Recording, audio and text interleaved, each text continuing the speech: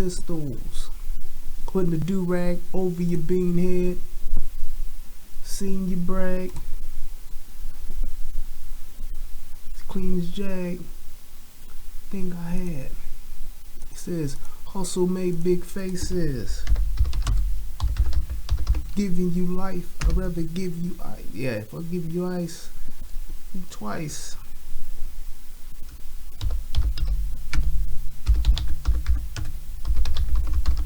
I'm saying again. I had to talk to this pen, but you died for the love of the dough, the love of the block. You was under the spot. Niggas smoking the herb. Flicker, that's my word. This here's for my niggas that be sipping the birds, flipping the birds. Whoa, whoa, whoa, whoa, I'm feeling like a time zone. Radio, please don't take the nigga out this song. Let it play on, play on, play on, play on, play on. Whoa, whoa. Boy, that's my favorite part of that damn R. Kelly song. Where he be like, radio, please don't take the nigga out this song. Let it play on, play on, play on, play on. I listened to that song just for that part. That's the I Wish remix. Hey, what's good, good people? It's your boy Brian Redmond. Once again, it's on. And man, I'm coming to you guys on a late Monday night. Well, actually, it's Tuesday now. But hey, I started coming to you guys on a Monday night. It was before the midnight hour that I started this process. So I'm going to say it's still Monday. Till I go to sleep and wake up, it's still Monday. But neither here nor there. I am here with you. You are here with me. You could have been anywhere in the world tonight, but you chose to be here with me, and I appreciate that. That's what's up. So I got a story, and here's a little story about a man named Jed.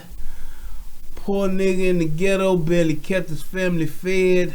Then one day he was tried out for the NFL, got drafted, and wound up with his homeboy getting buried in niggas that should be in hell. This is so fucking bad.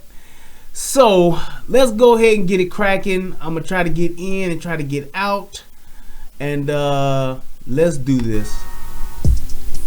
Federal law allows citizens to reproduce, distribute, or exhibit portions of copyrighted motion pictures, videotapes, or video discs under certain circumstances without authorization of the copyright holder.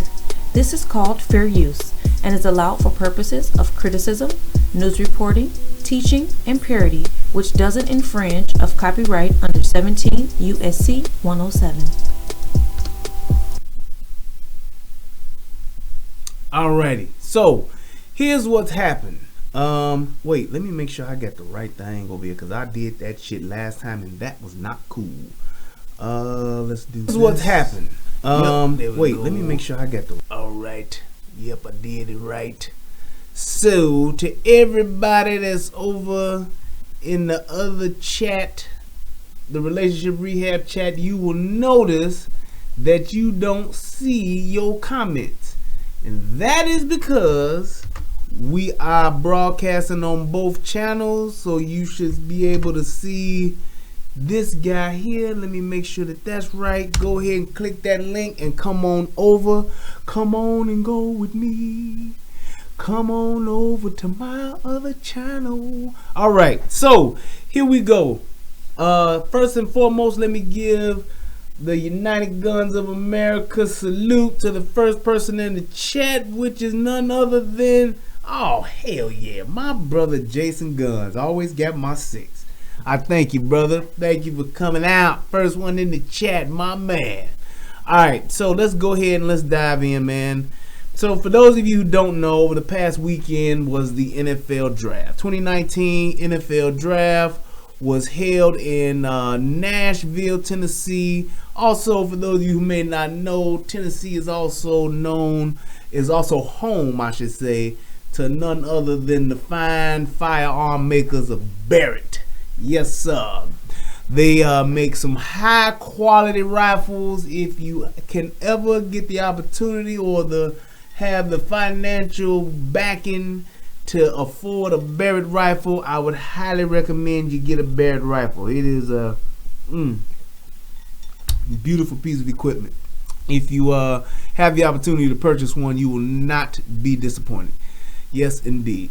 But Nashville, Tennessee, NFL draft, and man, what do all young college prospects who have worked their asses off throughout high school, got selected into a nice college, they have worked their butts off in college, then they go to the NFL combine, they run the 40, they do a bunch of drills, they do power tests, agility tests, they do all of that just to hope that their name get called.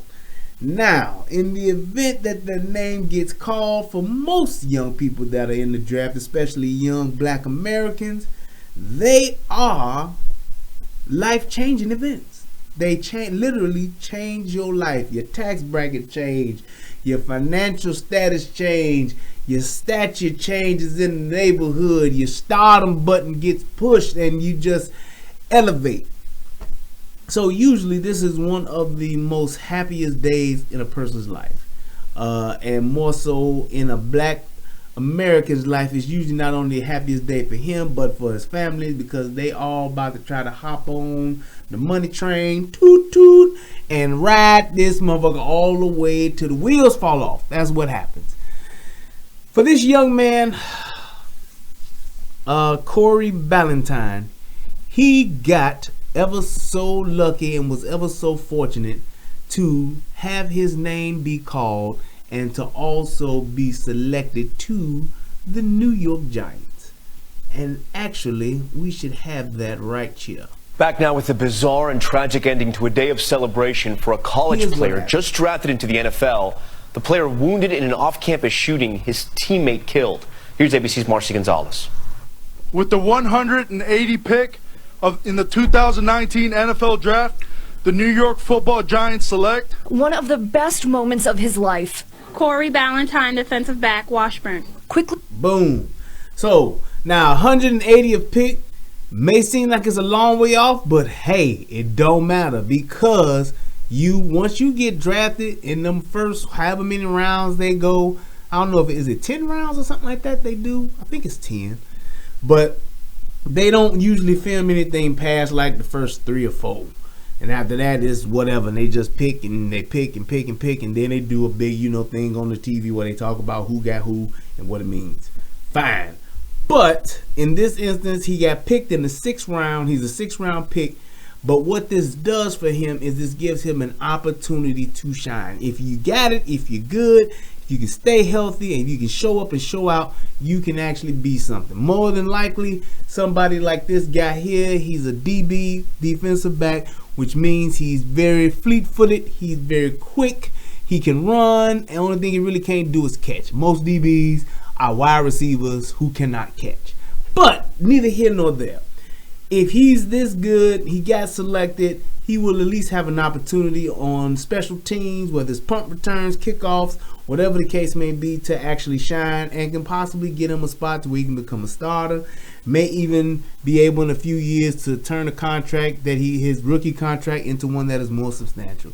So at the end of the day, nonetheless, it's just a milestone. It's the happiest day in most young men's lives, definitely in this young man's life.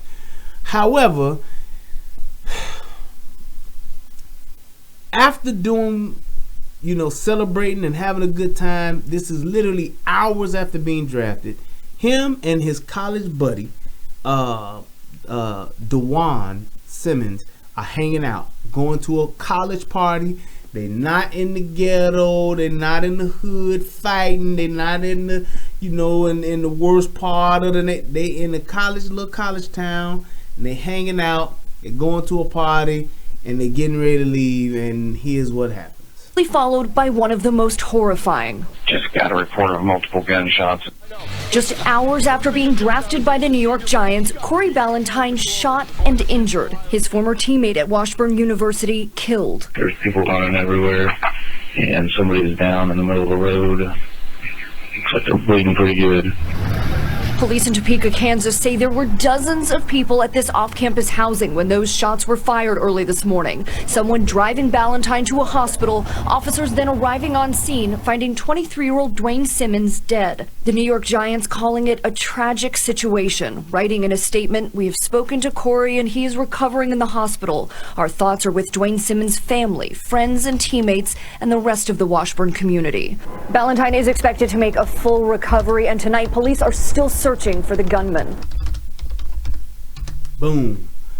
So that's pretty much what happened. And the fact that this young man had such a high and such a low all at the same time, I think it's just terrible, man. It really is one of those things to where it's like, when does it end? It's like you cannot believe the amount of joy that this dude probably had a few hours ago, and then several hours later to actually watch his friend get murdered, and for him to get shot as well.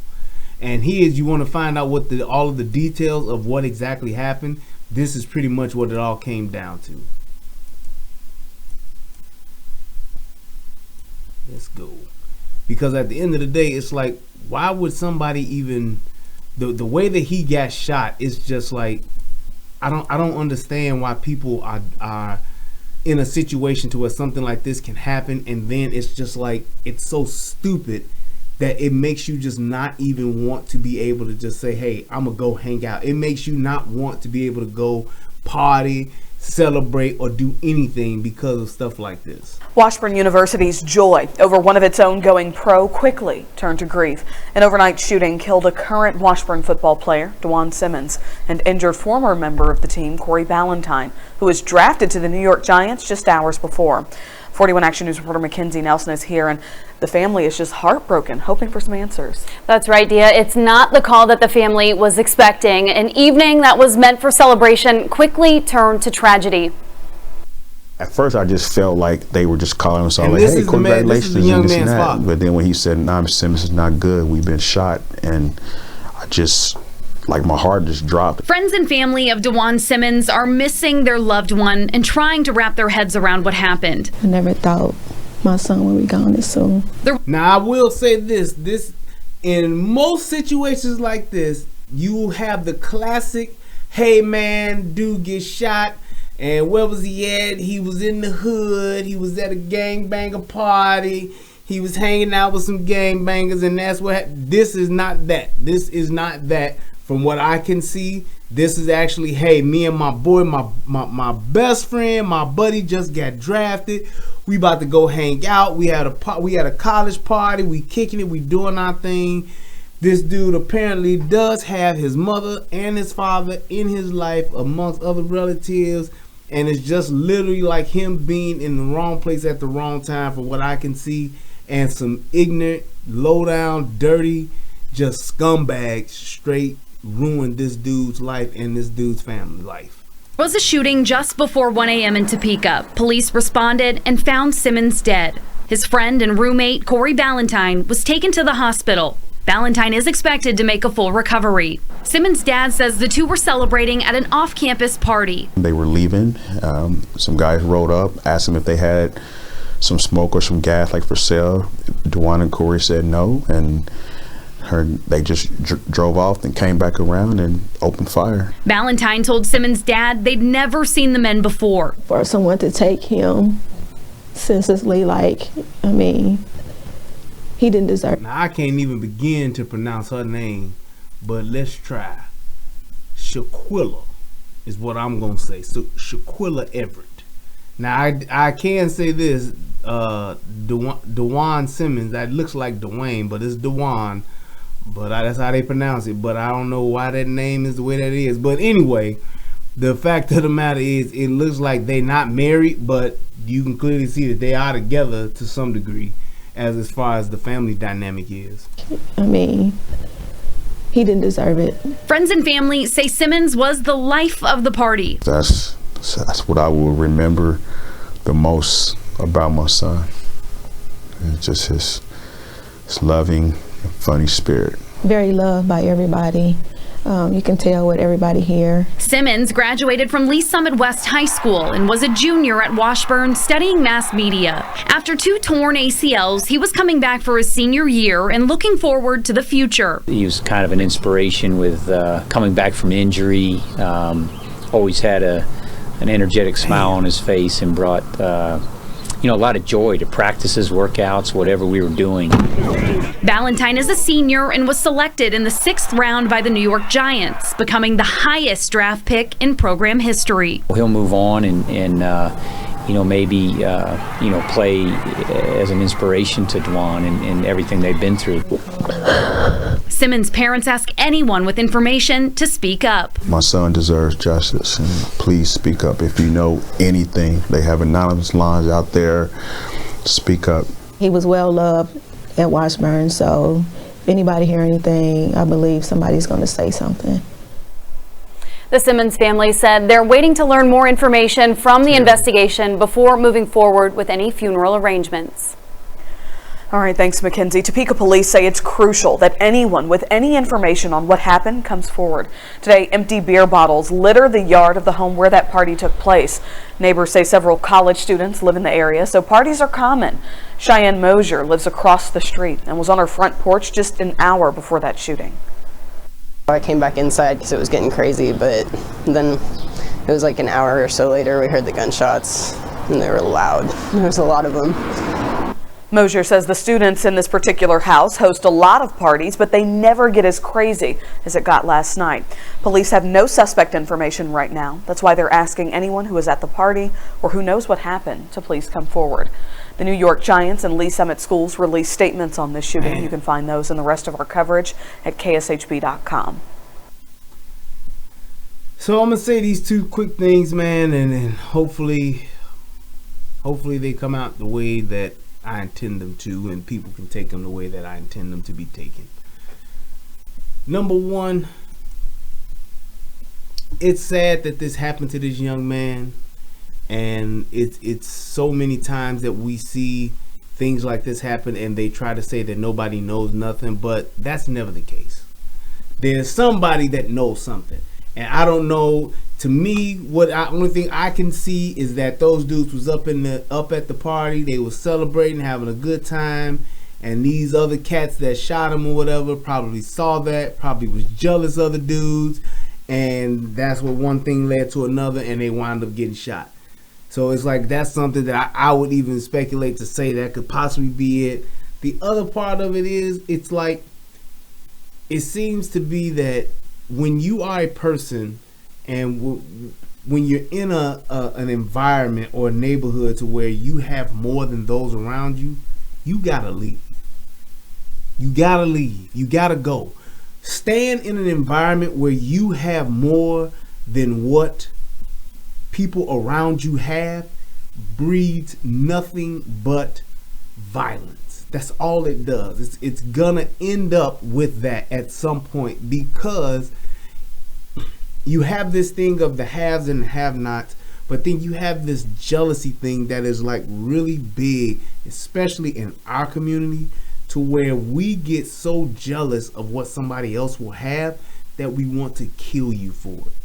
And it's like people try to say, I mean, and even to just talk about what, like I did the story about the Nipsey Hussle thing, it's like, I get the fact that everybody wants to try to build up their community. They want to try to show, the people that are less fortunate than them that they can have something in their own neighborhood, in their own community, if they just work hard and try to. I get that piece, but the problem with that is that you can't have both because of niggas.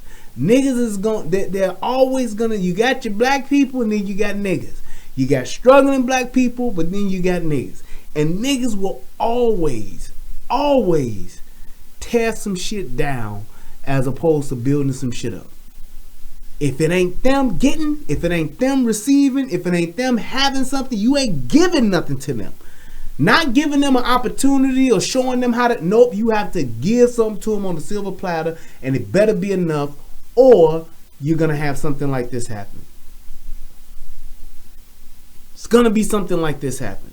Somebody's gonna be jealous. Just like the dude who got killed at the Waffle House. What was he doing? He was giving away something. He was giving people free meals and giving people money. One person, one woman, felt because she didn't get a free meal, because she didn't get no money, however it worked out, she got passed over. It turned into her going to tell her boyfriend, the boyfriend then going back and forth with this dude, and it got to the point to where he went and got a gun and shot this dude in the head. Tell me that this is not just it's not a, oh, that's a one-off here, oh, it just happened every once in a while. It's a consistent thing. I can't tell you how many times in the hood somebody in my hood got shot, got killed because other people wanted what he had. Other people were jealous of what he had. Whether it was money, whether it was power, whether it was some pussy, it didn't matter. Niggas will kill you over that because they want to make a name for themselves and they want to take as opposed to earning or building something for themselves. They want to take what you got. And they get that, and I'm gonna take it a step further. Here's why so many of us, these young niggas, are like this now. It's because they've taken on the trait of being raised by single mothers. How do you say that? Why do you say that? What do women do with women? They don't go out and build. They take from another one. A woman is more inclined to take another a woman's man as opposed to finding her own. Tell me in the hood that ain't the truth. And you know what that has done? It's trickled over into the mentality of these young men. And these young men, they going out and they willing to pull a trigger for what they want. They ain't gonna try to work for what they want. They won't try to build what they want. They want to just take it from somebody. That's what young niggas do. And the fact that that's just the culture, that's something that they've just been bred and born to do. They're around it every day. When a woman sees something that another woman got, what she want to do? I'm going to steal it. I'm going to try to find a way to connive and get it. Or I'm going to go out here and do something or get somebody to get it for me. That's just how it is. And the fact that it's just constantly being bred and it's being condoned and it's being, oh, well, I understand sometimes it's always an excuse being made for it. It is how these young men are behaving now. Think about it. All young dudes want to do is take something from somebody and they just want to fuck somebody else's woman. And they want to dress well. They want to be fashionable. I want to have the best Jordans. I want to have the best bag, the Gucci and all this stuff. I want to have the best clothes, and I want to take this other dude's woman because that shows me that I'm more of a man than him because I can take his bitch. That's what they want to do. Or I want to rob this nigga and take him for what he got. Or I'm going to go out here and try to make some fast, easy money because I don't want to work for shit that I got. Stop me when I'm lying, because that's exactly what it is. It's that mentality that is constantly being bred and is being perpetuated in these single parent homes, and it's being perpetuated in these in the rap music. It's being perpetuated in these black exploitation films, whatever you want to call it. It's the same thing over and over and over and over again, and it's just now to the point to where it's just getting more and more rampant. It's just breeding more and more. It's like these two dudes were literally celebrating an achievement that he worked hard for. Him and his best friend or his buddy or his boy. And his boy died because of it. And I know that these dudes knew him. Whether he knew him or not, I don't know. If he want to tell the story, if he knew him or not, them dudes knew who that dude was. Or they thought he was somebody else.